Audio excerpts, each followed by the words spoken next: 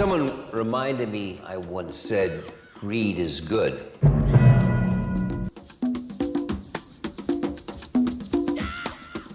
It's probably my most famous role.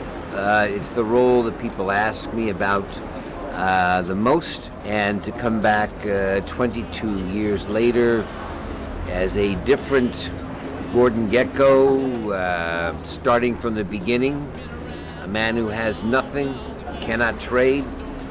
It was a nice arc. He has no money.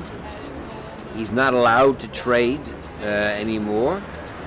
He lost a son, and his only blood relative, his daughter, cannot stand him. She hates everything he stands for. She will not talk to him.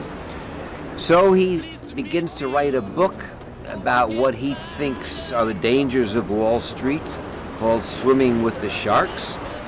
And he turns out to be right when the movie starts in 2007.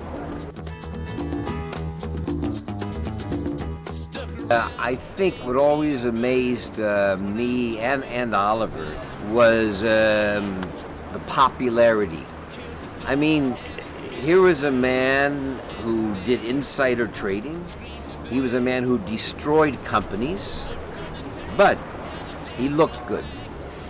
He had the nice clothes, he was confident, and people like villains. People like a villain who will do something that they wouldn't do. So I think that maybe 22 years ago, those students in business school who loved Gordon so much, now those students are running these investment companies with all the trouble because nothing has changed. They have become more greedy.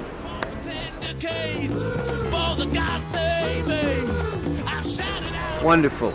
You know, Frank Langella and Josh Brolin, who worked with Oliver before, were doing W, were fantastic.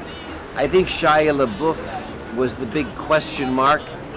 A lot of people thought it was a strange choice when Oliver picked him, but he did a fantastic job. Fantastic job. He worked so hard. He did all this discipline weeks and months before the picture, working with Wall Street trainers. He was very professional, as Carey was.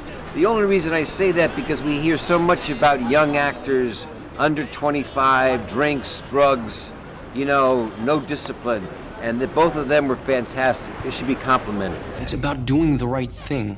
It's about the game.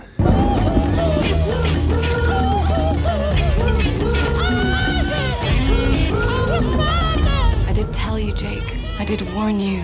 It's easy to get in. It's hard to get out. Is that a threat? Absolutely.